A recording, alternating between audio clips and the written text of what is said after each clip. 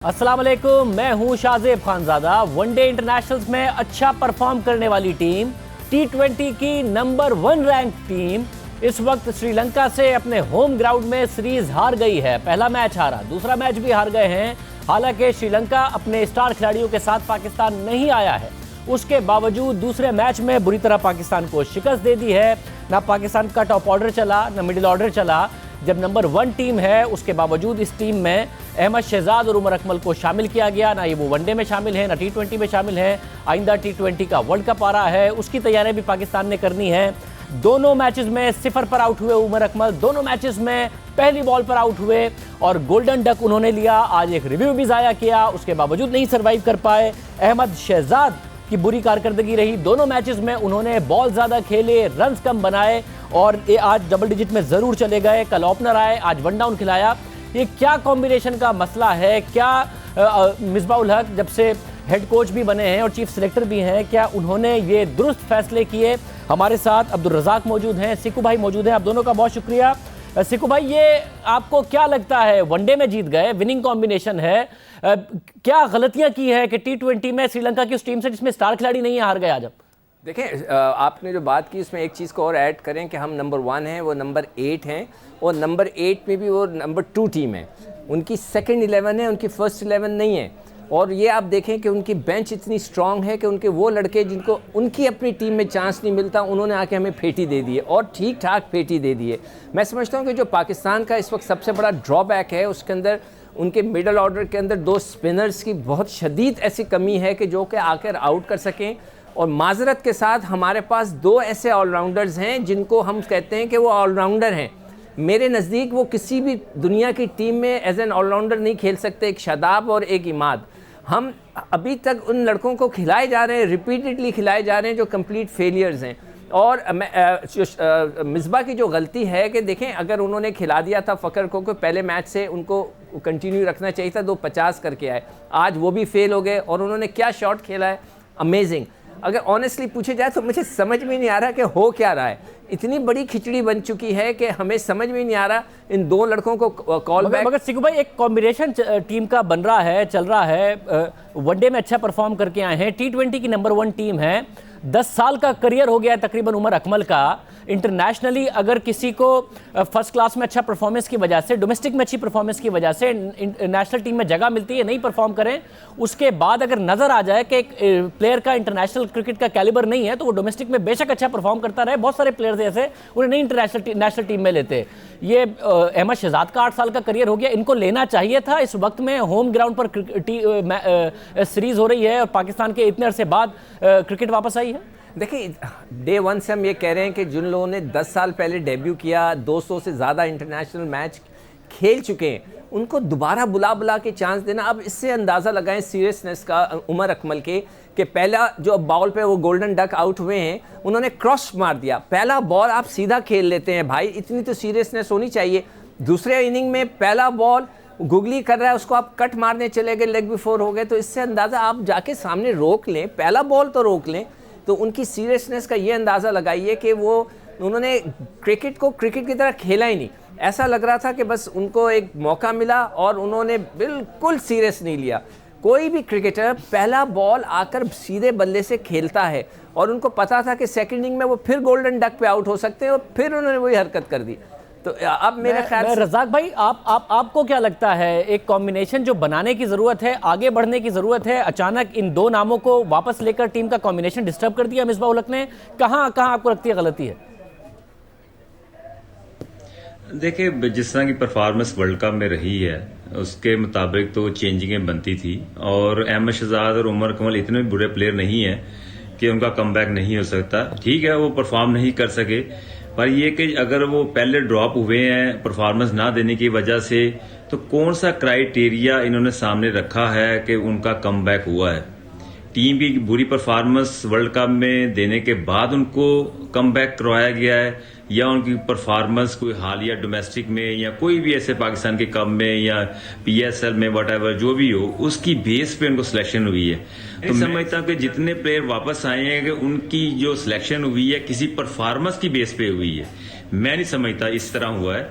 उनकी जो कमबैक उनको करवाया गया है, जो उनको दोबारा टीम में लेके आया गया है, वर्ल्ड कप में अच्छा परफॉर्म पाकिस्तान टीम में नहीं किया, उस बेस पे लेके आए हैं। तो यहाँ आपकी जो सिलेक्शन है, जो क्राइटेरिया ऑफ आपने प्लेयर चूज करने हैं, वो गलत नजर आ रहा है यहाँ पे।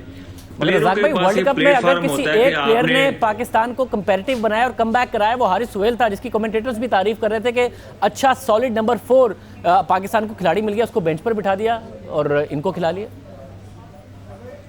देखिए, बात यह है कि हर जो जितने भी हमारे मैनेजमेंट में हैं या हमारे जितने भी कमेंटेटर्स हैं, उनकी अपनी सोच है। मैंने 10 साल हारिस सुहेल को अपने अंडर खिलाया है ZTBL की तरफ से। वो एक अच्छा टेस्ट प्लेयर है। वो आप उसको वनडे में जब कोई जरूरत पड़ती है, कोई अनफिट हो जाता है जो आपका मेन प्लेयर, तब उसको आप एज ए बैकअप खिला सकते हैं, एज ए मेन प्लेयर नहीं खिला सकते। एक मैच में अगर आपको पिच अच्छा मिल जाता है, बॉलिंग आपके सामने वीक है, आप शॉटें खेलते हैं, आप कामयाब हो जाते हैं, तो जरूरी नहीं कि आपने वो अचीव कर लिया जो एक लाइफ में करना चाहिए। यहाँ पे आपको स्टेबिलिटी चाहिए होती है। प्लेयर की परफॉर्मेंस देखनी पड़ती है। एक मैच की परफॉर्मेंस पे या 1.5 मैच की परफॉर्मेंस पे आप उसको अच्छा प्लेयर कंसीडर नहीं कर सकते। वो एक अच्छा टेस्ट प्लेयर है। वो जितने मैचेस उसको खिलाने हैं, उसको टेस्ट मैच खिलाएं उसको। यहाँ पे प्रॉब्लम ये है, शुरू से हम ये कहते आ रहे हैं, जो वनडे का प्लेयर है वो T20 खेल रहा होता है, जो T20 का प्लेयर है वो टेस्ट खेल रहा होता है, जो टेस्ट का प्लेयर है वो T20 खेल रहा होता है। तो ये क्राइटेरिया को मुझे समझ नहीं आ रहा। इतना प्लेयर कभी भी नहीं बनेंगे, ना टीम बनेगी ना प्लेयर बनेंगे, रीशफलिंग होगी, वहीं के वहीं वो पाकिस्तान की टीम रहेगी। जब ICC का वर्ल्ड कप आएगा, सारी तैयारी ICC के वर्ल्ड कप के लिए आप करते हैं या के UAE की सीरीज के लिए करते हैं या आपको होम सीरीज के लिए करते हैं। हमारा क्राइटेरिया पहले ये एक हमें डिफाइन करना पड़ेगा कि जो ये 3 साल हैं, इसमें हमने करना क्या है। हमने वर्ल्ड कप की तैयारी करनी है कि हम अपने जो होम सीरीज है उसके लिए तैयारी करनी है। तो प्लेयर कभी भी नहीं आपको प्रोड्यूस मिलेंगे। आपको आपका भी पॉइंट ऑफ व्यू मालूम करना चाहूंगा। एक तो रज़ाक कह रहे हैं कि भाई क्राइटेरिया तो बताएं कि पाकिस्तान ने अगर वर्ल्ड कप में बुरा परफॉर्म कर लिया तो उसकी वजह से अहमद शहजाद और उमर अकमल को आपने जगह दी है या उनकी अपनी कारकर्दगी की वजह से जगह दी है? देखें, इंटरनेशनल अगर देखें, 121 वनडे इंटरनेशनल खेल लिए हैं उमर अकमल ने, T20 उसने 83 खेल लिए हैं। इसके अलावा अहमद शहजाद ने अगर हम देखें तो 81 वनडे इंटरनेशनल खेल लिए, 58 T20 खेल लिए। अगर ये उसके बावजूद अपने आप को नहीं स्टैब्लिश कर सकें 8 और 10 साल में, फिर बगैर परफॉर्मेंस के ले लेना, हारिस सुहेल को बिठा देना दुरुस्त फैसला आपके ख्याल में? नहीं, हारिस सुहेल को तो उनको खिलाना चाहिए था, मैं आपके से टोटली एग्री करता हूँ। मगर आप ये देखिए कि ये दोनों प्लेयर, जैसे अभी रज़ाक ने बोला कि वो बुरे प्लेयर नहीं हैं, मगर उनकी सीरियसनेस इस मैच में नज़र आ गई। उनका कैरियर यहाँ पे आकर लगता है कि अब ख़त्म हो गया है, कि उन्होंने जो कोशिश की। देखें, हमारे पास जो है वो वर्ल्ड कप के आने के बाद 2 लड़कों को अब हमने फारिग कर दिया जिनकी उम्रें 40 साल की हो गई हैं। वो बिल्कुल सही किया है। वो हैं शोएब मलिक और हफीज़। उनके 40 साल तकरीबन उम्रें हो गई हैं, तो उनको हमें खिलाना नहीं चाहिए। हमें अब अपने डोमेस्टिक सीज़न की तरफ, डोमेस्टिक के जो परफॉर्मर्स हैं उनकी तरफ देखना चाहिए, उनका क्राइटेरिया होना चाहिए। इसलिए कि इस वक्त बकौल क्रिकेट बोर्ड के दुनिया का सबसे अच्छा क्रिकेट सिस्टम लेकर आ गए हैं, और उस क्रिकेट सिस्टम में जो लड़कों ने परफॉर्मेंस दिया, आप अब उनको बुलाएं। अब ये ना करें कि पीछे चले जाएं, 40 साल वालों को दोबारा बुला लें और इस तरह कर रहे हैं ना। अब आप डोमेस्टिक क्रिकेट देखें, जो सबसे अच्छी डोमेस्टिक क्रिकेट है बकौल आपके, आप उसमें से लड़कों को चुनें और एक नई टीम बनाएं। इसके अलावा आपके पास अब कोई चारा नहीं है। मगर रज़ाक भाई, जब आप कहते हैं बुरे प्लेयर्स नहीं हैं, ज़ाहिर है प्लेयर अच्छे हैं तो नेशनल टीम में जगह बनी, मगर कंसिस्टेंट हो और नेशनल लेवल पर परफॉर्म करें। आप टीम में इसलिए थे कि आप परफॉर्म करते थे, प्लेयर अच्छे थे मगर साथ परफॉर्म भी करते थे। इसी तरीके से आपके ज़माने के दूसरे प्लेयर्स थे। आप अच्छे प्लेयर हो मगर कंसिस्टेंट ना हो, परफॉर्म ना करें, इतना आपको चांस मिले, 32 से ऊपर का आपका वनडे का इस वक्त एवरेज ना हो, हालांकि इंटरनेशनल क्रिकेट बदल गई है, स्ट्राइक रेट्स बदल गए हैं, आपके स्ट्राइक रेट भी कंपेटेबल ना हो, उस तो फिर कैसे कहा जाए कि आप बहुत ही अच्छे प्लेयर हैं जब आप परफॉर्म नहीं कर रहे, अहमद शहजाद हो, उमर अकमल हो? देखिए, बात यह है कि आपने अभी बात कही कि सिस्टम चेंज हुआ है। हमें सिस्टम चेंज करने की ज़रूरत क्या थी, पहले तो ये बताया जाए। जो एक सिस्टम 1985 से चलता आ रहा था, बड़े बड़े प्लेयर प्रोड्यूस किए पाकिस्तान ने, और 2007 तक आपने देखा पाकिस्तान की रैंकिंग बड़ी अच्छी थी, प्लेयर बड़े अच्छे थे। उस सिस्टम में क्या फेलियर था, पहले तो ये बताया जाए कि किस बेस पे आप कहते हैं कि हमने चेंज करना है। 2007 के बाद उन्होंने कहा जी प्लेयर पावर खत्म कर दी जाएगी, हम ये कर देंगे वो कर देंगे। प्लेयर पावर थी कहाँ पे? बड़े बड़े प्लेयर थे वो परफॉर्म करते थे, ठीक है, वो परफॉर्मेंस के बाद उनको वो जो इज्जत मिलती है वो पावर के तौर पे तो नहीं है उनको मिलती, उनकी परफॉर्मेंस पे मिल रही है। तो आपने जो अभी चेंजिंग की है, पूरा सिस्टम आपने चेंज किया है, सिस्टम चेंज करने की जरूरत कब पड़ती है? जब आप पहले फेल हो चुके होते हैं। जब पहला सिस्टम कामयाब हो रहा है, कामयाब चल रहा है, आप उसको चेंज करके आप नया सिस्टम लेके आ रहे हो अपनी सोच के मुताबिक, तो इस तरह के फेलियर तो होंगे फिर। मैं और सिकू भाई आप ये बताइएगा कि अब ज़ाहिर है हेड कोच भी हैं इस वक्त मिसबाहुल हक, और साथ में चीफ सिलेक्टर भी हैं। अब सिलेक्टर तो प्लेयर्स को नाराज़ भी करता है जब उनको टीम से निकाल देता है, कुछ प्लेयर्स को खुश करता है, प्लेयर्स उसकी खुशनुदी के लिए भी बहुत कुछ करते हैं, और कोच का काम है कि वो सबके साथ अच्छी केमिस्ट्री बिल्ड करता है ताकि उनको कॉन्फिडेंस दे सके। ये 2 ओहदे मिसबाहुल हक को दे दिए हैं। आपको लग रहा है सरफराज एज ए कैप्टन भी उससे प्रेशर में आ रहे हैं? ये दुरुस्त स्ट्रैटेजी है इस वक्त जो हो रही है? आप एक ओहदा और भूल गए, उनके वो 3 in 1 हैं। वो हेड कोच हैं, वो चीफ सेलेक्टर हैं, और वो बैटिंग कोच भी हैं। ये 3 ओहदे उनके पास हैं, और ये सबसे बड़ा डिज़ास्टर है पाकिस्तान की क्रिकेट के लिए कि वो वाहिद सेलेक्टर होंगे दुनिया के जो बग़ैर देखे लड़कों को सेलेक्ट करेंगे, इसलिए कि उनके पास टाइम नहीं होगा। वो चीफ कोच की तरह एक पाकिस्तान टीम में होंगे, वो लोगों से राय लेंगे, जो लोग सही राय दें, गलत राय दें, वो उसको एक्सेप्ट करेंगे। तो ये मैं समझता हूँ कि मिसबाह की खुद अपनी गलती है कि उसने ये सारे ओहदे अपने साथ रख लिए। मगर सिकू भाई एक और बात भी बता दें, अब पाकिस्तान में होता है ये, आखिरी मैच में सीरीज आप हार गए होते हैं, वो प्लेयर अच्छा परफॉर्म कर देता है और वो अगली सीरीज में जगह बना लेता है। तो अब अगले मैच में अहमद शहजाद और उमर अकमल परफॉर्म कर जाएं तो फिर उन्हें अगले ट्रिप के लिए, अगले टूर्स के लिए कंसीडर करना चाहिए, अगले मैचेस के लिए। देखें, आपके पास आबिद अली लड़का था जिसने अभी वनडे में अच्छी परफॉर्मेंस दी थी। आप अभी भी उसको बुला सकते हैं, वो लाहौर में ही रहता है, कहीं दूर नहीं रहता। आप उसको बुलाकर खिलाकर देख लेना कि कहीं ये कोई पत्थर की लकीर नहीं है कि आप उन्हीं लड़कों को खिलाएंगे कि जो कि आपके। ये एक होम सीरीज़ है पाकिस्तान की। पाकिस्तान ये वर्ल्ड कप का नहीं है जिसमें नाम दे दिए गए हों। आप बुला सकते हैं, वो उसने अभी इतने ज़बरदस्त किस्म के 70 रन किए हैं, आप उसको बुलाएं, उसको खिलाकर देख लें कि वो T20 कैसे खेलता है। मैं ज़ाहिर है सेकंड वनडे इंटरनेशनल में फ़खर जमान ने 76 बनाए, ओपनिंग पार्टनरशिप में आबिद अली ने 74 बनाए, ज़बरदस्त कॉम्बिनेशन था। रज़ाक भाई, आप समझते हैं कि अब आखिरी मैच में सीरीज़ गंवा बैठे हैं हम, अगर इन दोनों में से कोई अच्छा परफॉर्म कर दे तो उन्हें फिर फ्यूचर सीरीज़ में भी टाइम मिलना चाहिए, या ICC T20 की तरफ अब हम जा रहे हैं, कुछ नए टैलेंट को ही ट्राई करें? शाहज़ेब भाई, पहले तो ये इनकी सोच देखनी पड़ेगी कि आया कि ये रिजल्ट चाहते हैं या क्रिकेट चाहते हैं। तो पहले तो ये पता करना पड़ेगा इनके माइंड में क्या है कि इन्होंने सिर्फ मैचेस खेलने हैं और मैच में कोई भी रिजल्ट आप जीते या हारे इससे कोई फर्क नहीं पड़ता। तो पहले तो ये पता करना पड़ेगा, क्योंकि हमारे दौर में जब मैच हारते तो हमें रात को नींद नहीं आती थी, मैनेजमेंट डिस्टर्ब हो जाती थी, बोर्ड में प्रॉब्लम होनी शुरू हो जाती थी कि मैच क्यों हारे। तो अब वो क्राइटेरिया वो नहीं रहा। अब ये ना हम दूसरी तरफ चल रहे हैं कि हमने एक सिस्टम को चलाना है, हमने ये टीम है इसको लेके रन करना है। तो ये क्राइटेरिया जब सोच होगी तो मैं नहीं समझता कि अब सीरीज हारे या जीते उससे कोई फर्क पड़ेगा। बहुत शुक्रिया रज़ाक भाई। सिकू भाई हमारे साथ मौजूद थे। मायूस कुन कारकर्दगी, पाकिस्तान की T20 सीरीज़ में विनिंग कॉम्बिनेशन बदला, नंबर 1 टीम हार गई है श्रीलंका की एक ऐसी टीम से जो अपने स्टार प्लेयर से भी महरूम है, रैंकिंग में पाकिस्तान से बहुत ज़्यादा नीचे है। सवाल उठ रहा है कि इस कॉम्बिनेशन को खिलाने की वजह क्या थी। प्रोग्राम में आगे बढ़ते हैं। ठीक 20 दिनों के बाद मौलाना फजलुर रहमान इस्लामाबाद पहुंच रहे हैं और अब JUIF ने वाजे कर दिया है कि इस्लामाबाद में धरना और लॉकडाउन होगा। जियो न्यूज़ के प्रोग्राम कैपिटल टॉक में बात करते हुए JUIF के रहनुमा मौलाना अताउर रहमान ने कहा कि इस्लामाबाद में धरना होगा। लॉकडाउन और धरना होगा कि नहीं होगा? होगा। लॉकडाउन होगा, होगा। धरना होगा, होगा। तो अकरम दुरानी साहब ने कुछ और कहा है। मैं अर्ज करूं, हमने अपने उसको नाम दिया है आज़ादी मार्च। अच्छा, लॉकडाउन और धरने को आज़ादी मार्च दिया। आज़ादी मार्च के नाम से हम आ रहे हैं। होगा, लॉकडाउन होगा। पहले हुकूमत भी मुतमईन थी, एहतजाज करने वालों को सहूलत देने की पेशकश कर रही थी, मगर अब हुकूमत ने रद्द अमल फाइनली देना शुरू कर दिया है। मौलाना फजलुर रहमान को खबरदार किया जा रहा है कि वो मदरसे के बच्चों को इस्तेमाल ना करें। साथ ही ये भी कहा जा रहा है कि मौलाना फजलुर रहमान के खिलाफ हुकूमत के पास सबूत मौजूद हैं जो अवाम के सामने लाए जाएंगे। वफाकी वजीर अली अमीन गंडापुर ने आज प्रेस कॉन्फ्रेंस में ऐलान किया कि वो मौलाना फजलुर रहमान को सजा दिलवाएंगे।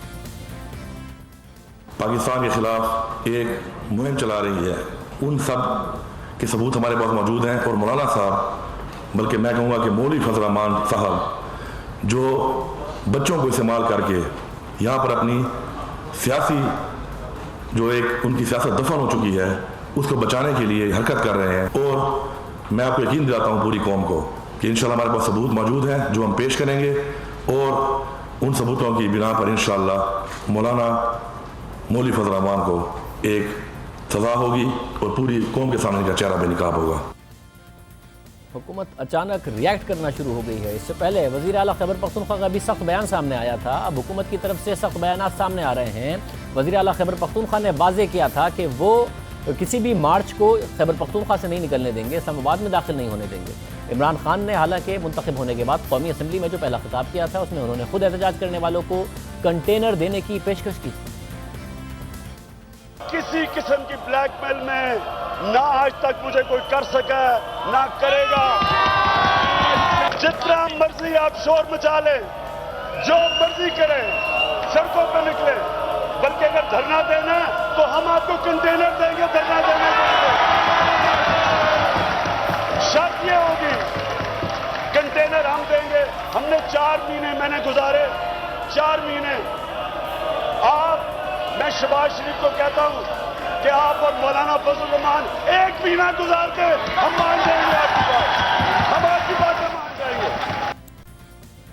बहुत एतमाद था वज़ीर आज़म इमरान खान को मुंतखब होने के बाद, मुतमईन थे, कहा कि आना कंटेनर दूंगा। मैंने 4 महीने गुजारे, आप 1 महीने गुजारना। एहतजाज करने की खुद दावत दे रहे थे, कंटेनर फराहम करने का कह रहे थे, मगर अब हुकूमत रिएक्ट कर रही है। साथ ही पीपल्स पार्टी ने अब तक मौलाना के धरने में शिरकत का फैसला तो नहीं किया, मगर एक बार फिर से बिलावल भुट्टो ने दावा किया कि साल के आखिर से पहले वज़ीर आज़म इमरान खान को घर जाना पड़ेगा। उन्होंने कहा कि पीपल्स पार्टी के पास ऑप्शन कम होते जा रहे हैं, हमें भी मौलाना फजल रहमान के जैसे इक़दामात पर मजबूर किया जा रहा है। अब मौलाना साहब ने अपना आज़ादी मार्च का तो ऐलान किया है। हम भी अपना पॉलिटिकल, मॉरल और हर किस्म का सपोर्ट मौलाना साहब को भी देते हैं। अपनी जदोजहद भी जारी है और हम अपनी बात पे कायम हैं कि इस साल ख़त्म होने तक इमरान को घर जाना। पाकिस्तान पीपल्स पार्टी के लिए भी ऑप्शंस कम होते जा रहे हैं। हम भी मजबूर होंगे कि हम मौलाना फजल रहमान साहब की तरह एक्सट्रीम पोजीशंस लें। हुकूमत का लहजा अब बदला हुआ दिखाई दे रहा है। धरना कोई भी दे ठीक नहीं है, गैर जमहूरी तरीके से हुकूमत को गिराना भी दुरुस्त नहीं है। एहतजाज के हक की आड़ में निज़ाम ज़िंदगी मफलूज करना किसी के मुफाद में नहीं है। मौलाना क्या सोचकर इस्लामाबाद आ रहे हैं। 4 दिन पहले सीनियर साफिर तज़ियाकार सलीम साफ़ी ने मौलाना फजल रहमान से तवील मुलाकात की। उन्होंने कहा कि मौलाना के इस वक्त इरादे बड़े पुख्ता नज़र आ रहे हैं, मौलाना बहुत ज़्यादा पुरएतमाद नज़र आ रहे हैं। ये ट्वीट में जिक्र किया सलीम साफ़ी साहब ने। साफ़ी साहब भी हमारे साथ मौजूद हैं। सलीम साफ़ी साहब, बहुत शुक्रिया हमें शो में ज्वाइन करने के लिए। सर, मौलाना क्यों इतने पुरएतमाद हैं इस वक्त? जो मौलाना के अपने इत्तेहादी हैं अपोजिशन में, वो मौलाना के साथ नहीं हैं और हुकूमत के साथ इदारे खड़े हैं, इदारों की तरफ से हुकूमत को कोई परेशानी नहीं है, तो फिर मौलाना को क्या चीज़ है जो बहुत ज़्यादा एतमाद दे रही? जो मौलाना साहब के एतमाद की वजह है, एक तो उनकी ये वजह है कि उनको भी ये यकीन है कि इनको वोट देने वाले भी पछता रहे हैं और इनको लाने वाले भी पछता रहे हैं। दूसरा, मौलाना को ये था कि मौलाना कहते कि हम जैसे लोगों का जो तज्ज़िया था कि वो मईशत का, ख़ारजा पॉलिसी का, बाकी सोशल स्ट्रक्चर का कबाड़ा करेंगे, तो मौलाना कह रहे कि वो हमारी तवक्को से भी ज़्यादा हो गया है। तो एक तो उनका अपना ये ख्याल है कि ये हुकूमत अपने मलबे तले आ चुकी है। दूसरा, मौलाना के इत्मीनान की वजह ये है कि इस दौरान जो मौलाना के साथ राब्ते होते रहे और मुलाकातें होती रही, तो मौलाना को ये बताया जाता रहा, बाकी हलके तो छोड़ें, ख़ुद मुस्लिम लीग नून के जो लोग उनसे मिल रहे हैं वो भी और पीपल्स पार्टी के लोग भी उनको ये कहते रहे कि जी आप दिसंबर तक सब्र करें, तो वैसे भी जो कुछ आप चाहते हैं वो हो रहा है। तो वो मौलाना साहब के मेरे ख़्याल में इत्मीनान की दूसरी वजह यही है कि उनको मार्च से रोकने के लिए जब उनको बताया जा रहा था कि जी दिसंबर तक तब्दीली में तब्दीली आ रही है, तो मौलाना इसलिए भी मुझे मुतमईन लगते कि वो कहते हैं कि अगर मेरे मार्च के बग़ैर वो तब्दीली आनी थी तो मेरे मार्च के साथ तो ज़रूर ही आ जाएगी। और तीसरा कि मौलाना ने इसके लिए जितना होमवर्क किया हुआ है, और दूसरा मौलाना का ये तज्ज़िया भी बिल्कुल ठीक है कि ये हुकूमत जो कुछ करेगी उसके जवाब में वो मेरा काम मुश्किल बनाने की बजाय आसान करेगी। मसलन इस वक्त आप देखें कि खैबर पख्तूनख्वा में आज 10वां 12वां रोज़ हैं कि डॉक्टर हड़ताल पे है, नर्सेज़ हड़ताल पे हैं, उनको मारा पीटा गया, और परसों उन्होंने कर दिया कि ज़ाहिरी बात है वो मौलाना से पहले आएंगे इस्लामाबाद की तरफ। फिर मौलाना को हम भी नसीहत करते रहे, बाकी लोग भी, कि भाई आप मज़हब का कार्ड इस्तेमाल ना करें। और मौलाना के जो मुतालबात थे उसमें मज़हब का कोई इशू नहीं है, लेकिन आप देखें कि ख़ुद हुकूमती वज़रा कहने लगे कि जी हम मदारिस के साथ जो कुछ कर रहे हैं तो उसकी वजह से मौलाना भी है, तो वो ख़ुद मौलाना को वो कार्ड्स भी इस्तेमाल करने का मौका दे रहे हैं। या फिर आज जिस तरह के बयानात उनके बारे में आए, तो एक मसलन कौन से इस्लाम में, कौन से शरीयत में ये हक़ है किसी बंदे को कि वो दूसरे को मुनाफिक कहे। आज एक वज़ीर ने मुनाफिक कह दिया, वो दूसरा कुछ और कहता है। या कल से सोशल मीडिया पे मौलाना को बदनाम करने के लिए जिस तरह एक जाली हिदायतनामा, और फिर उस जाली हिदायतनामा पे जो PTI के लोगों ने जो कुछ किया, तो वो तो मदरसे से ताल्लुक़ रखने वाले हर बंदे को उनके साथ खड़ा करना चाहते हैं। तो मौलाना का ये तज्जिया भी है कि ये हुकूमत ख़ुद जिस तरह हवास बाख्तगी में इक़दामात करेगी तो उससे मेरा काम मुश्किल होने की बजाय आसान होता जाएगा। सर, मगर मुल्क के लिए तो अच्छा नहीं है कि 13 महीने बाद ही या तो हुकूमत चली जाए या फिर हुकूमत कमज़ोर भी पड़ जाए मौलाना के या किसी के भी धरने के नतीजे में। इंतखाबात के 13 महीने बाद ही हुकूमत पहले नॉर्मल एक्ट कर रही थी, मगर अब रिएक्ट करने लगी है। आपको, क्योंकि खैबर पख्तूनख्वा की हुकूमत को भी आप करीब से समझते हैं, जानते हैं, इस्लामाबाद में आप खुद हैं, तो जो सरगर्मियाँ आप देख रहे हैं, आपको लग रहा है कि हुकूमत इस वक्त परेशान हो रही है? कतई तौर पर परेशान नहीं।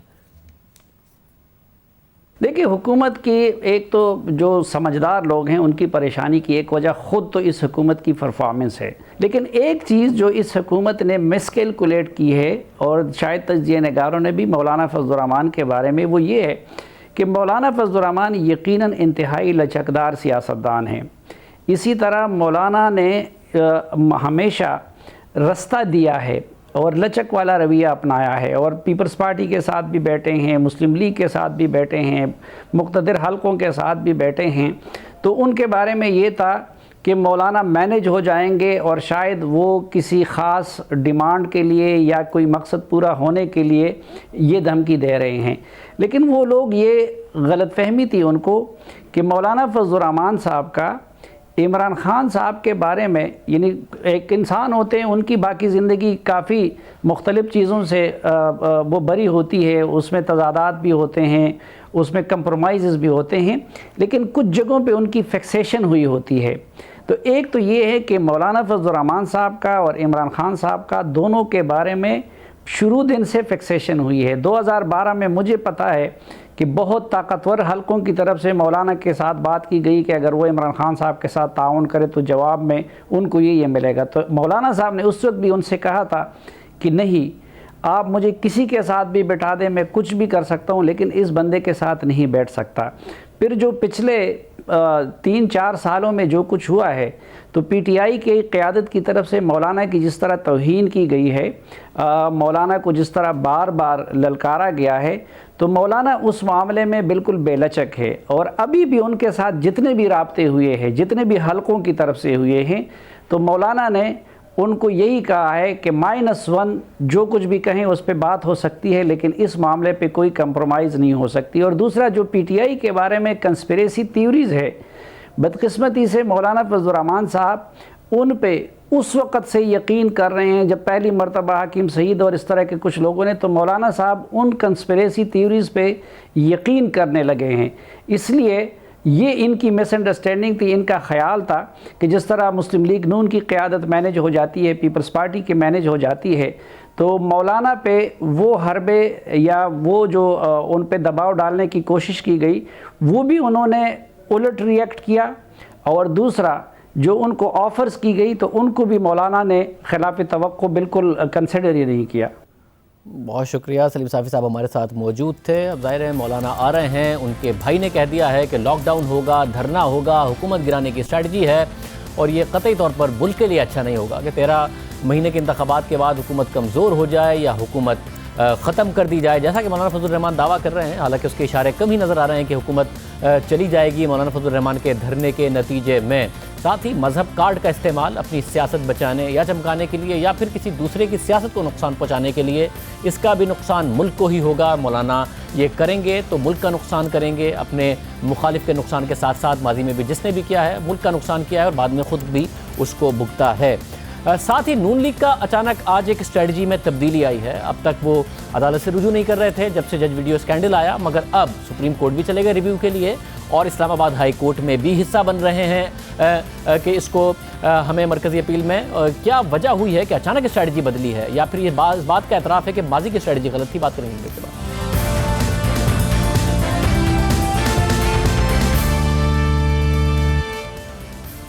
साबिक वज़ीर आज़म नवाज शरीफ की अल अज़ीज़िया रेफरेंस में सज़ा के फैसले के खिलाफ अपीलों की समाअत में एक नया मोड़ आ गया है। नून लीग जो 6 जुलाई को सामने आने वाली जज अरशद मलिक की वीडियो में फरीक बनने के बजाय सुप्रीम कोर्ट से इस मामले पर कार्रवाई की दरख्वास्त कर रही थी, खुद वीडियो नून लीग सामने लाई और फिर खुद फरीक नहीं बन रही थी, बल्कि कह रही थी कि अदालत खुद ये काम करें। अब अचानक इस फैसले के तकरीबन 1.5 महीने बाद नवाज शरीफ ने इस केस में फरीक बनने की दरख्वास्त कर दी है।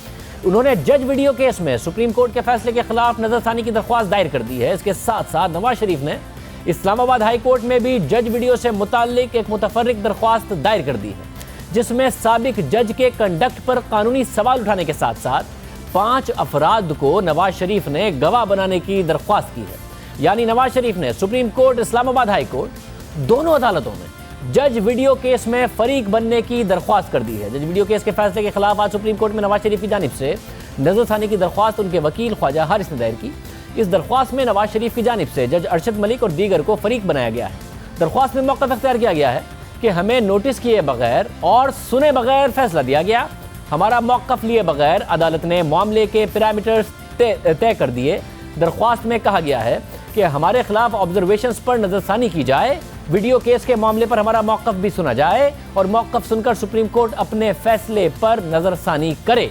सुप्रीम कोर्ट ने वीडियो केस में जो फैसला दिया, इससे हमारा हक मुतासिर हुआ है। अहम बात यह है कि जज वीडियो केस से मुतालिक चीफ जस्टिस ने अपने फैसले में लिखा था कि नवाज शरीफ के केस में ट्रायल कोर्ट की मुद्दत मियाद ख़त्म हो चुकी है और ट्रायल कोर्ट की तरफ से दी गई सज़ाओं के खिलाफ नवाज शरीफ की अपील इस्लामाबाद हाई कोर्ट में ज़ेर इल्तवा है। इसलिए जज का वीडियो और इस केस में बतौर सबूत कोई अदालत ले सकती है अगर उस जज के वीडियो को, तो वो इस्लामाबाद हाई कोर्ट है। सुप्रीम कोर्ट के लिए ये मुनासिब स्टेज नहीं है कि वो वीडियो के मामले और इस असरात पर मुदाखलत करे। ये इस्लामाबाद हाई कोर्ट ही है जो सामने लाए गए सबूतों को देखकर इस सज़ा में तरमीम या उसे कलअदम करार दे सकती है। ये वीडियो नवाज शरीफ को उस वक्त तक कोई कानूनी फ़ायदा नहीं पहुंचा सकती जब तक कि उसे मुनासिब तरीके से इस्लामाबाद हाई कोर्ट में पेश नहीं किया जाता और उसकी असलियत को कानून के मुताबिक सबूत के तौर पर पेश करने के लिए साबित नहीं किया जाता।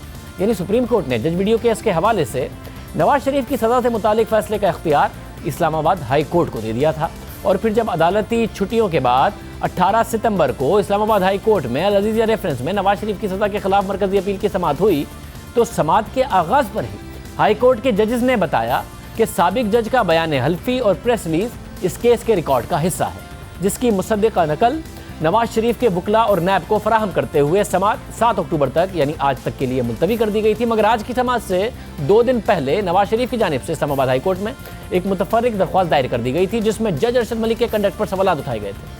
आज इस्लामाबाद हाई कोर्ट के जस्टिस आमिर फारूक और जस्टिस मोहसिन अख्तर कियानी पर मुश्तमिल बेंच ने नवाज शरीफ की सज़ा के खिलाफ मरकज़ी अपील पर समाअत की। समाअत के आगाज़ पर जस्टिस मोहसिन अख्तर कियानी ने नवाज शरीफ के वकील ख्वाजा हारिस से पूछा कि आप बताएं, क्या हम मेरिट पर अपील को पहले सुने या ये मामला भी साथ देखा जाए, यानी जज की वीडियो स्कैंडल के हवाले से भी इस मामले को भी साथ देखा जाए। जिस पर ख्वाजा हारिस ने जवाब दिया कि अदालत को पहले इस मामले का ताल्लुक देखना और हक़ाइक़ को परखना है। हमने अपनी दरख्वास्त में कुछ नुकात उठाए हैं और आज सुप्रीम कोर्ट के फैसले के खिलाफ भी नजरसानी की दरख्वास्त दायर की है। ख्वाजा हारिस ने अपने दलाइल में कहा कि सुप्रीम कोर्ट के फैसले के मुताबिक जज वीडियो ठीक थी या नहीं, उसका फैसला इसी अदालत यानी इस्लामाबाद हाई कोर्ट ने करना है। सुप्रीम कोर्ट के मुताबिक अगर वीडियो ठीक थी तो उसका केस पर असर क्या पड़ा, ये फैसला भी होना है। हमने उन्हीं नकात को मद्देनजर रखते हुए दरख्वास्त दायर की है। इन दलाइल पर जस्टिस मोहसिन कियानी ने पूछा कि क्या हमने ये भी देखना है कि जज की वीडियो अल अज़ीज़िया केस के फैसले से पहले असरअंदाज हुई या नहीं। हम केस के मेरिट्स, फैसले और इस वीडियो के असरात में तफरीक कैसे करेंगे। हमारी इन नकात पर पहले मुआवनत करें। फैसले के बाद की वीडियो उस फैसले पर असरअंदाज कैसे हुई, ये भी देखना है।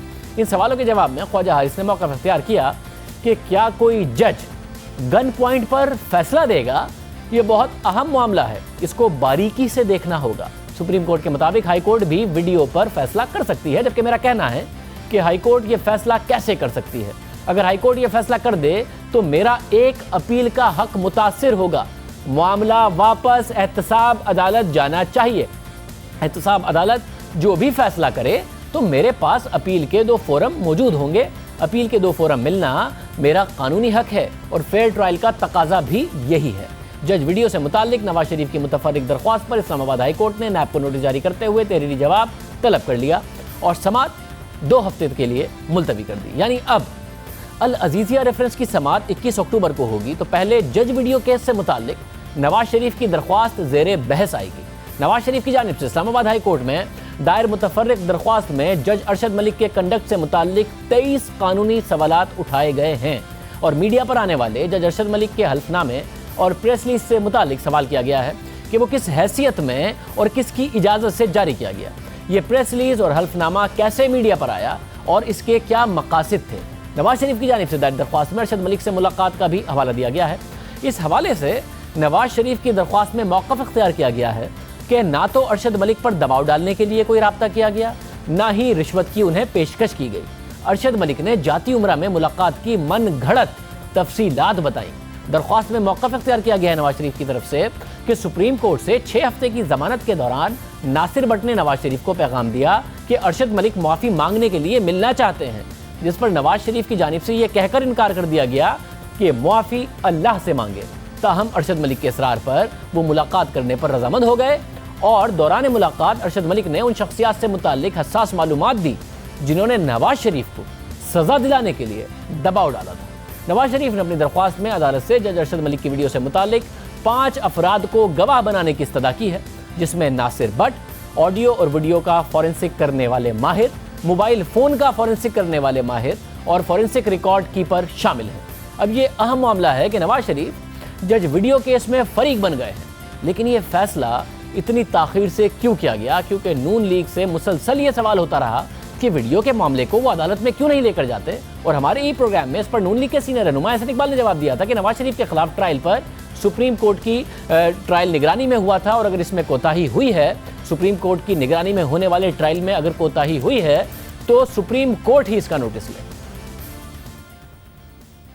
2 से 3 दिन में फैसला आ जाएगा, फैसला अदालत ने करना है। बट जो रिमार्क्स हैं उसमें चीफ जस्टिस ने ये ज़रूर कहा कि अगर कोई कानूनी फ़ायदा नवाज शरीफ को चाहिए तो फिर उन्हें अदालत से किसी से रुजू किया उन्होंने या नहीं किया, क्योंकि अदालत से रुजू किया जाएगा, उनके सामने मामला रखा जाएगा, तभी रिलीफ मिलेगा। फिर किसी हाई कोर्ट से जाके रुजू करेंगे और अभी तक क्यों नहीं किया नून लीग ने, अगर रिलीफ चाहिए था नवाज शरीफ साहब के लिए। ये ट्रायल सारा सुप्रीम कोर्ट की निगरानी में हुआ है, तो अगर ये इतना बड़ा लैप्स हुआ है तो एक इंसाफ का तकाजा ये था कि सुप्रीम कोर्ट से हम तवक्को रखते हैं कि वो खुद इसका नोटिस लेके इसको रीट्रायल के लिए दोबारा भेज देगी। और फिर जज वीडियो केस में सुप्रीम कोर्ट का अगस्त में फैसला आया, मगर इसके बाद नून लीग अदालत नहीं गई। फैसला आ गया अदालत का, अगस्त में आ गया था, फिर भी नून लीग अदालत में नहीं गई, मगर अब अचानक अदालत जाने का फैसला कर लिया है। इसके पीछे हिकमत अमली है कोई, या फिर जो पिछली हिकमत अमली थी उसकी नाकामी का एतराफ़। इस पर बात करेंगे नून लीग की तर्जुमान मरियम औरंगज़ेब से। मरियम औरंगज़ेब साहब बहुत शुक्रिया। ये बताइएगा, नून लीग से मुसलसल सवाल होता रहा कि भाई इतना बड़ा सबूत है, मरियम नवाज़ ने खुद ने प्रेस कॉन्फ्रेंस में ये लेकर आई हैं, तो अदालती फोरम पर इसको लेकर जाएं, मगर वो कहते रहे कि सुप्रीम कोर्ट ही खुद फैसला करेगी। तो आप लोग पहले फरीक बने नहीं, अब फरीक बनने जा रहे हैं, तो ये जो आपकी सियासी स्ट्रैटेजी थी उसकी नाकामी का एतराफ़ है, या फिर जो कानूनी टीम थी आपकी उन्होंने जो स्ट्रैटेजी इख्तियार की, जो हिकमत अमली इख्तियार की, उसकी नाकामी है? जी बिस्मिल्लाहिर्रहमानिर्रहीम। शाज़ेब, ये 2 मुख्तलिफ चीज़ें हैं और ये स्ट्रैटेजी का हिस्सा ज़रूर था पाकिस्तान मुस्लिम लीग नून का और मोहम्मद नवाज शरीफ साहब का, ख़ास तौर पे जिनका केस ऑन मेरिट के ऊपर अपील इस्लामाबाद हाई कोर्ट में लगी हुई थी। आपको याद होगा कि जिस वक्त हमसे ये सवाल हो रहे थे, जिसका भी आपने जिक्र किया, तो हमने कहा कोर्ट खुद फैसला करेगी। और जब 6 तारीख को मरियम नवाज़ ने प्रेस कॉन्फ्रेंस की और 7 तारीख को जज अरशद मलिक साहब ने एक प्रेस रिलीज़ इशू की और उसके बाद 11 तारीख को एक एफिडेविट की शक्ल में में एक डॉक्यूमेंट आपके सामने आया। 12 तारीख को इस्लामाबाद हाई कोर्ट ने ये फैसला किया कि ये जो जितना भी एफिडेविट और प्रेस रिलीज़ का मवाद है उसको जो केस ऑलरेडी अपील में है उसका हिस्सा बना दिया जाए।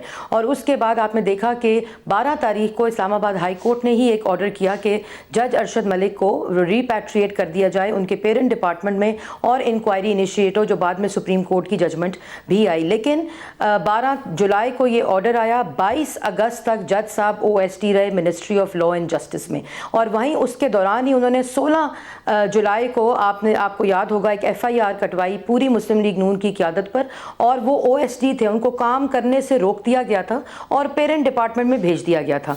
और इस जो आज जो कोर्ट में आपने देखा पिछली समात पे कहा गया कि जो एफिडेविट और प्रेस रिलीज थी जो इस केस का हिस्सा बनी वो हमें दे दिया जाए, ख्वाजा हारिस साहब ने कहा, और आज उसी के ऊपर आर्ग्यूमेंट हुई। और आपने देखा कि हमने एक एप्लीकेशन दायर की जिसमें वाज़िया कोई कंफ्यूजन नहीं थी, ये एक स्ट्रैटेजी थी और उसको चैलेंज किया हमने 3 नकात के ऊपर। इसके अंदर आपने देखा हमने क्वेश्चन ऑफ लॉ भी उठाया है और सबमिशन ऑफ फैक्ट्स भी है इसी एप्लीकेशन के अंदर। उसमें शाहजेब 3 इंपॉर्टेंट चीज़ें, एक तो ये उस वक्त के वज़ीर आज़म जो 3 दफ़ा मुंतखब वज़ीर आज़म है, ये नवाज शरीफ का मसला नहीं है, इसके साथ करोड़ों आवाम की राय जुड़ी है इस वज़ीर आज़म के साथ। मरियम साहब इसमें मसला ये है कि पहले फिर आपकी स्ट्रेटजी क्यों नहीं थी, मैं जानना चाह रहा हूँ। पहले आप सुप्रीम कोर्ट पर रिलाई कर रहे थे, सुप्रीम कोर्ट आपको बार बार कहा गया कि आप इस्लामाबाद हाई कोर्ट चले जाएं, सुप्रीम कोर्ट चले जाएं, आप नहीं गए। फिर सुप्रीम कोर्ट का फैसला आ गया, उसके बाद भी आप लोगों ने कुछ नहीं किया। अब अचानक आप सुप्रीम कोर्ट और हाई कोर्ट एक साथ चले गए हैं, ये क्या अचानक क्या अदालती फैसले से मायूस हुए हैं फिर चले गए, क्या हुआ है? देखें अदालत के 3, मैं उसी बात पे आ रही थी शाहजेब, मैं अगली बात वही कर रही थी कि ये बिल्कुल मायूसी नहीं बल्कि इस सुप्रीम कोर्ट की जो जजमेंट है उसमें जो वापस इस्लामाबाद हाई कोर्ट के वो गया, वो भी ख्वाजा हारिस साहब ने कहा कि सुप्रीम कोर्ट की जजमेंट में जो एफिडेविट फॉल्स मिलिशियस और जो फ्रिवलस ग्राउंड्स के ऊपर दिया गया है उसमें पार्टी जो है वो अग्रीव जो है वो मियाँ नवाज शरीफ है, तो किस तरह उनको सुने बगैर उस एफिडेविट और उस पूरे के ऊपर एक जजमेंट आ गई। और दूसरी बात ये कही गई है कि किस कानून के तहत कोई इंक्वायरी पेंडिंग नहीं थी, या तो जज साहब को एडमिनिस्ट्रेटिव इंक्वायरी का कोई नोटिस जाता तो वो ये प्रेस रिलीज इशू करते या वो ये एफिडेविट इशू करते। अभी इंक्वायरी पेंडिंग है, कोई नोटिस नहीं दिया उन्होंने, खुद कौन सा कानून उनको इजाजत देता है ऐसी प्रेस रिलीज देने पे या ऐसा एफिडेविट देने पे। अगर वो अपनी एडमिनिस्ट्रेटिव साइड पे ये डिफेंस रख रहे थे कि इस एफिडेविट के तहत वो उस प्रेस रिलीज के जो प्रेस कॉन्फ्रेंस थी उसके कॉन्टेंट्स को डिनाई कर सकते हैं, तो फिर वो उसी जज वही जज हैं जिनके खिलाफ ये मेरिट की अपील उनके केस के खिलाफ सुनी जा रही थी। और अगर वो इसको जुडिशल हिस्सा बनाना चाह रहे थे तो फिर वो दोनों सूरत में उनका एफिडेविट एडमिसिबल नहीं होता। और अगर एफिडेविट जुडिशल साइड पे एडमिसिबल कर दिया है, रिकॉर्ड का हिस्सा इस्लामाबाद हाई कोर्ट ने बना दिया है, तो उसको रीबट करना हमारा कानूनी और फंडामेंटल राइट है। वो है, मगर साथ में ये बताइए ना कि अचानक एक रवैये में भी फर्क है। जब पहली अपील थी, पहला केस नवाज शरीफ साहब के खिलाफ आया, वो जेल चले गए, तो एक अर्जेंसी नजर आती थी। अदालत ने भी ज़ाहिर है उसकी समाअत रोजाना की बुनियाद पर की तकरीबन, और आपकी तरफ से भी एक अर्जेंसी थी। आपके लॉयर्स कहते थे कि जी जल्दी बुनियादों पर होना चाहिए, क्योंकि सुप्रीम कोर्ट ने 6 महीने पर का टाइम दिया और उसके बाद बहुत ही कम एक्सटेंशन दिया करते थे। तो अब ये जो अपील की समातें ये भी तेज़ी से हों, मगर इस केस में अपील की समातों में आप लोग कोई तेज़ी नहीं दिखा रहे हैं, अर्जेंसी नहीं दिखा रहे हैं। ख्वाजा हारिस साहब पहले राजी थे, ठीक है जी छुट्टियों के बाद मामला हो जाए, फिर छुट्टियों के बाद समात हुई तो कहा मुझे 15 दिन का उन्हें टाइम चाहिए, हालांकि नवाज शरीफ साहब जेल में हैं। फिर आज 15 दिन का और टाइम दे दिया गया नैब को भी, तो आज भी उन्होंने एतराज़ नहीं उठाया। तो जाहिर है वो तो वही कर रहे होंगे जो नवाज शरीफ साहब चाह रहे होंगे। तो नवाज शरीफ साहब फिलहाल क्या जेल से बाहर नहीं आना चाह रहे हैं क्योंकि जल्दी नहीं दिखा रहे उनके वकला? ऐसा लगता है वो ठीक है अभी नवाज शरीफ साहब रहे कुछ माह जेल में। देखिए मियाँ साहब ये ज़रूर चाहते हैं शाहजेब के दूध का दूध और पानी का पानी हो, और उनको सुरखरू होना चाहते हैं पाकिस्तान की आवाम के सामने, क्योंकि ये जो वीडियो है जो 2 हफ्ते से नासिर भट्ट साहब यूके हाई कमीशन अटेस्टेशन के लिए लेकर जाते हैं, लेकिन उसको अटेस्ट नहीं किया जाता क्योंकि वो असली वीडियो है, और इस वीडियो का कंटेंट जो है वो नवाज शरीफ साहब की बेगुनाही को साबित करता है। इसलिए वो जितना भी टाइम लगेगा, ये एक वो मुंतखब वज़ीर आज़म जो पाकिस्तान के अवाम का वोट लेकर आया हो, उसके लिए ये जो पूरा एक घड़ी गई मन गढ़त और जो जज साहब ने दबाव में आकर फैसला दिया उसका अनडू होना बहुत जरूरी है। और अगर जज को OST बनाकर और उनके खिलाफ इंक्वायरी हो रही है तो उस फैसले को भी कलअदम हो जाना चाहिए जो उस जज साहब ने दबाव में दिया और एफिडेविट में इस बात का एतराफ किया, और बाकी जो चीजें हैं उसको रीबट करने का नवाज शरीफ साहब का कानूनी मगर मैं फिर ये जानना चाह रहा हूं कि जब सुप्रीम कोर्ट जब फैसला आया था एहतसाब अदालत का, तो ज़रा एक टाइट शेड्यूल दिया था सुप्रीम कोर्ट ने उन्हें 6 माह के अंदर, फिर बहुत टाइट एक्सटेंशंस मिलती थी एक महीने की। इसी को बुनियाद बनाया था आपने इस्लामाबाद हाई कोर्ट में जब अपील में गए थे। इस दफ़ा क्यों नहीं है? 70 बरस के हैं ना नवाज शरीफ साहब, उनकी तबीयत भी ठीक नहीं है, उसके बावजूद इस वक्त लीगल स्ट्रैटेजी में नज़र नहीं आ रहा कि आप लोग जल्दी जल्दी चाहते हो कि समात हो और दूध का दूध पानी का पानी हो। क्या मियाँ साहब खुद चाह रहे हैं कि आहिस्ता आहिस्ता दूध का दूध और पानी का पानी हो, कोई 3-4 महीने गुजर जाए, दिसंबर गुजर जाए? नहीं, स्ट्रैटेजी देखें, स्ट्रैटेजी का नहीं। शाहजेब, आपको याद होगा कि सुप्रीम कोर्ट ने नैब के कोर्ट के ऊपर भी सुपरवाइजरी जज लगाए थे, और मैं तो हैरान थी कि अरशद मलिक साहब ने कहा कि मुझे इतना दबाव था, ब्राइबरी मुझे ऑफ़र की गई, तो उन्होंने सुपरवाइजरी जज को इसके दौरान बिल्कुल नहीं बताया। लेकिन आपने देखा कि सुपरवाइजरी जज और सुप्रीम कोर्ट क्योंकि इसको सुपरवाइज कर रही थी, तो वो भी हर रोज़ की बुनियाद पर पाकिस्तान की तारीख में नैब अदालत में कोई केस सवाए मियाँ नवाज शरीफ के रोज़ाना की बुनियाद पर नहीं चला जो नवाज शरीफ साहब का केस चला। और यहाँ तक कि हम अगर एक दिन की एग्जाम्शन मांगते थे या हफ्ते की एग्जाम्शन मांगते थे कि कुलसूम नवाज की तबीयत खराब है, वो भी नहीं मिलती थी। लेकिन अब नवाज शरीफ साहब चाहते हैं कि पाकिस्तान की आवाम के सामने तमाम हकाइक आएँ और ये पूरा फैसला कलअदम हो, क्योंकि जज साहब को सजा मिल गई। और इंशाल्लाह आप ये वीडियो भी जब पता चलेगा कि आज यही बात हुई कि ये ऑथेंटिक क्योंकि है, इसलिए हाई कमीशन इसको टेस्ट नहीं कर रही, और इंशाल्लाह नवाज शरीफ साहब सुरखरू होंगे पाकिस्तान की आवाम के सामने। बहुत शुक्रिया। मरियम औरंगजेब साहब हमारे साथ मौजूद थी। प्रोग्राम में एक ब्रेक लेंगे। कुछ दिन पहले नाम आया लियाकत कायम खानी का, 10 अरब के असासे सामने आए, गाड़ियां, ज्वेलरी, साथ ही प्राइस बॉन्ड्स, उनके घर से क्या कुछ नहीं मिला। आज नैब को मगर उनका रिमांड नहीं मिला। क्या वजह बनी, अदालत में क्या हुआ, बात करेंगे ब्रेक के बाद।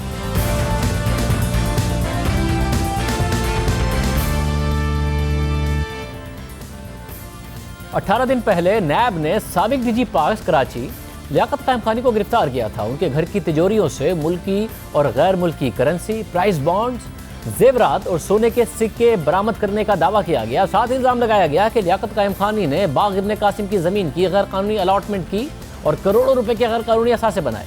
इन तमाम इल्जामात और दावों के बाद नैब ने तफ्तीश के लिए अदालत से 14 रोज़ा रिमांड हासिल किया। फिर आज जब रिमांड की मुद्दत मुकम्मल हुई तो नैब ने मजीद 14 दिन के रिमांड की दरख्वास्त की, मगर एहतसाब अदालत ने आज लियाकत कायम खानी की मजीद जिस्मानी रिमांड की दरख्वास्त मुस्तरद कर दी और उन्हें जुडिशल रिमांड पर जेल भेज दिया। आज एहतसाब अदालत में जाली बैंक अकाउंट्स केस की समाअत जज मोहम्मद बशीर ने की।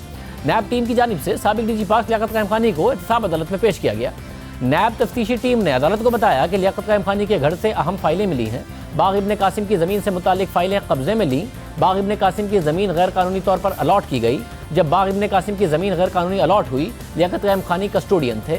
नैब के तफ्तीशी अफसर ने अदालत को बताया कि अगर ये 2011 में रिटायर हो गए थे तो असल रिकॉर्ड घर क्यों रखा था? जानबूझकर बाग इब्ने कासिम के नक्शे और रिकॉर्ड घर में छुपाया गया था। असल रिकॉर्ड हमने खुद लियाकत कायम खानी के घर से बरामद किया। हमें शुबा है कि लियाकत कायम खानी ने मजीद रिकॉर्ड भी छुपा रखा है।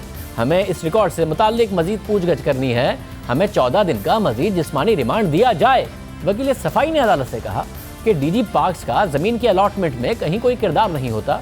नैब के पास एक दस्तावेज भी नहीं जो लियाकत कायम खानी का किरदार दिखाए। वकील सफाई ने नुक्ता उठाया कि क्या वो ज़मीन वापस लेने के लिए कोई भी कोशिश की गई? 7 साल पहले रिटायर होने वाले डीजी पार्क्स को गिरफ्तार कर लिया गया। लैंड डिपार्टमेंट के किसी भी शख्स को पूछा तक नहीं गया। दोनों जानिब से दलाइल सुनने के बाद एहतसाब अदालत ने लियाकत कायम खानी के मजीद जिस्मानी रिमांड की सजा मुस्तरद कर दी और लियाकत कायम खानी को जुडिशल रिमांड पर जेल भेजने का हुक्म दे दिया।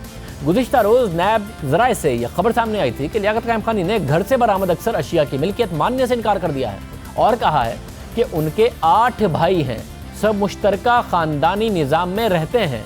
नैब ज़राए के मुताबिक लियाकत कायम खानी ने बयान दिया कि घर से बरामद होने वाली सारी गाड़ियाँ उनकी नहीं हैं, ख़ानदान और दीगर पार्टनर्स की हैं। नैब ज़राए के मुताबिक ये बात भी सामने आई है कि मुलजिम ने फिंगरप्रिंट से खोले गए लॉकर से बरामद अक्सर कीमती जेवरात से भी लाताल्लुकी ज़ाहिर कर दिए जो उनके अपने फिंगरप्रिंट से खोले गए थे। लियाकत कायम खानी को नैब ने 19 सितंबर को हिरासत में लिया और इस वक्त नैब ने यह दावा किया था कि मुलजिम लियाकत कायम खानी ने 20 बरस में कराची के 71 पार्क्स को सिर्फ कागजात में बनाया। कागजों पर बने पार्क्स की हुकूमत से मंजूरी मिली, बजट जारी हुआ और फिर वो पार्क के लिए मुख्तस पैसा करप्शन की नज़र हो गया। नैब के दावे के मुताबिक लियाकत कायम खानी धागों के कारखाने और 30 दुकानों की मार्केट के भी मालिक हैं। इसके अलावा उनकी 2 फैक्ट्रियाँ, एक मार्केट, दर्जनों प्लॉट्स और ज़रई ज़मीनें हैं। नैब ज़राए ने यह भी दावा किया कि लियाकत कायम खानी के घर से बरामद असासों की मालियत 10 अरब रुपए से ज़ायद है, जबकि उनके घर से बरामद सोने की अशिया की मालियत 15 करोड़ से ज़ायद है।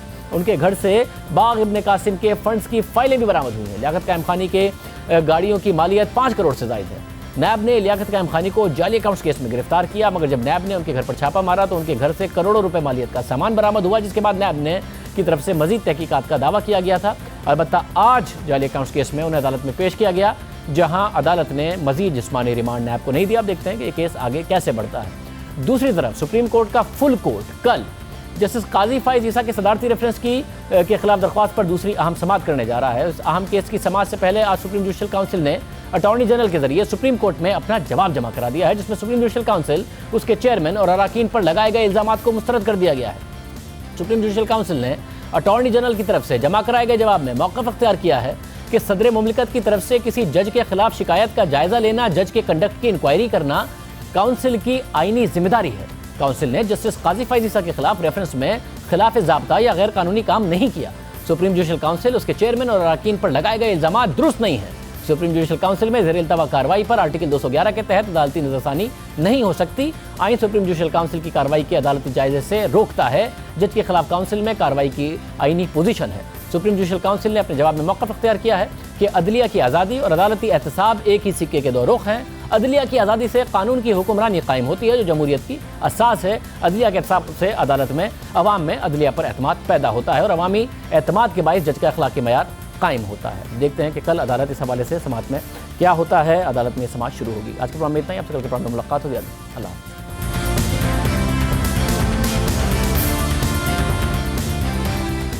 मुझे तो आप जानते ही होंगे, मेरा नाम है मिस्टर जीम।